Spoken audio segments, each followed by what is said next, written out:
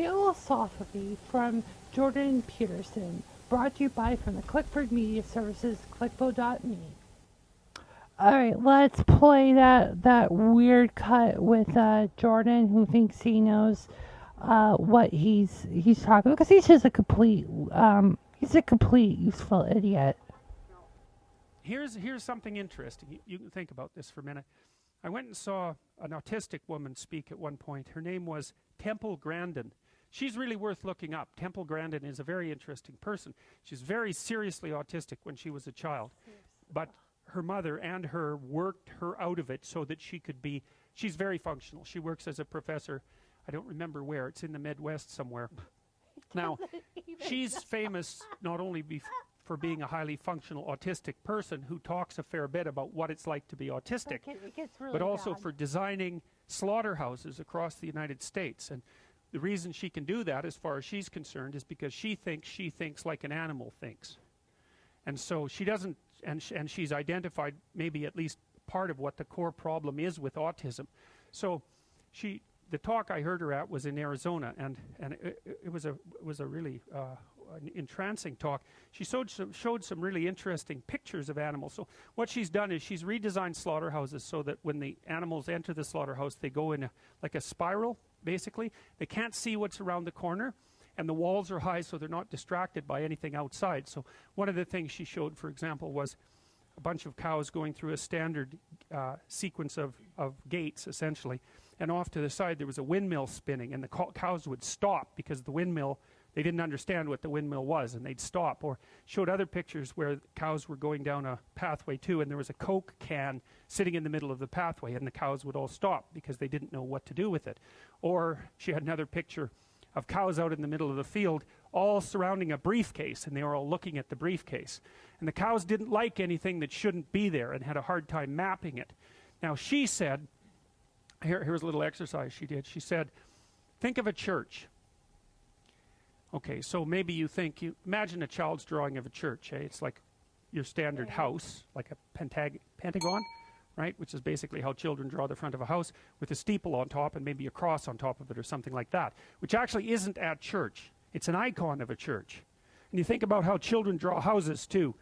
Pentagon, rectangle, what is it, trapezoid? Chimney, almost always with smoke, which is quite interesting.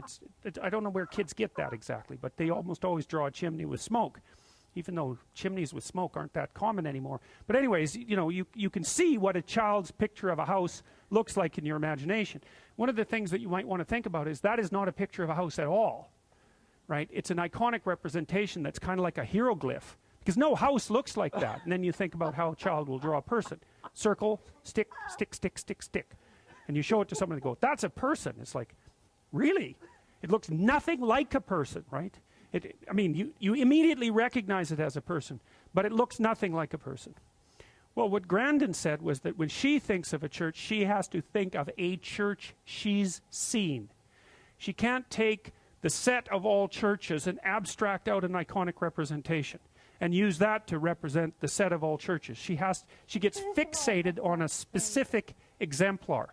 And she thinks that one of the problems with autistic people, and they have a very difficult time developing language, by the way, is that they can't abstract out. You know what really sucks with this Jordan Peterson clip, which really makes me have no more respect for this guy, the man who touts himself to make the best version of yourself. He is giving autism such a bad name. I mean,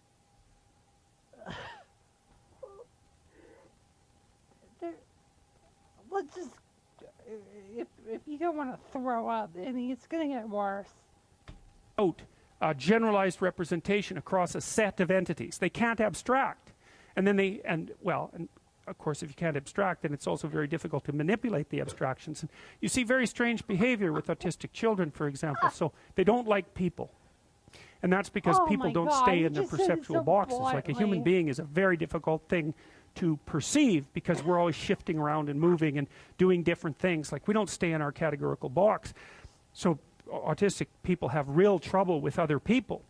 But they also have trouble. So, for example, if your autistic child gets accustomed to your kitchen, let's say, and you move a chair, then especially if they're severely autistic, they'll have an absolute fit about it.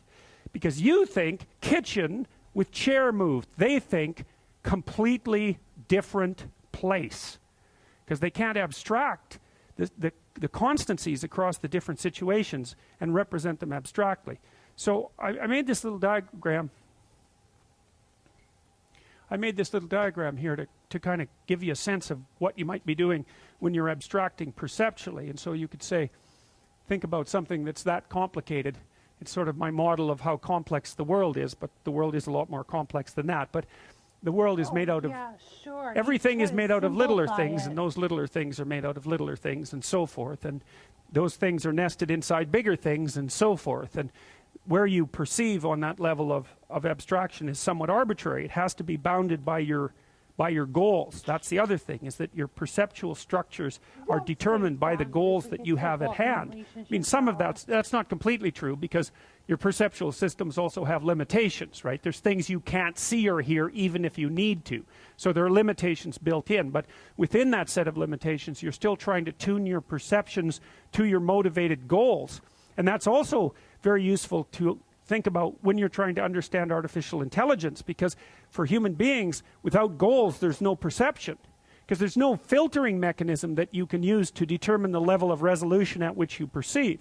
Anyway, so there's a thing made of smaller things which are made out of smaller things, and it's kind of my iconic representation of the complexity of the world. And then you could think, well, what is this? How can you see this object?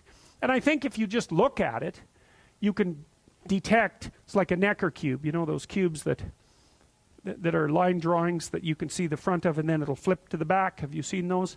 So this is kind of Necker cube like, or at least it is for me, in that when I look at it, my perceptions play around with it. Sometimes I focus on the kind of cross-like shape in the middle, and sometimes I can see these other lines, and then sometimes I'll focus on that square, and sometimes I can see the little dots there, or maybe one dot, and my perceptions are going like this, trying to fit a pattern to it. And you can kind of detect that when you're watching it.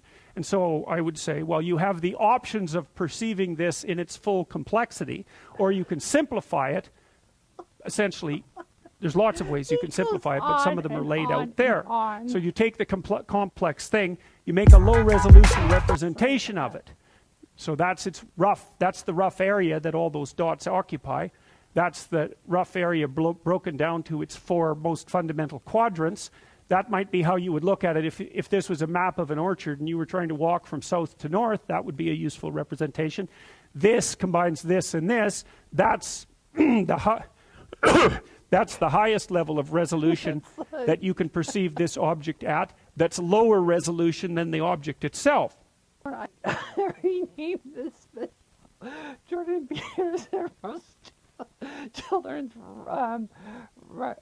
drawing skills. I mean, it's like, come on, seriously, do you have to go there, Jordan? I mean, we know you don't like people with ADHD. Do you have to give the autism a slap? So, with that being said, I think we know who the loser is today.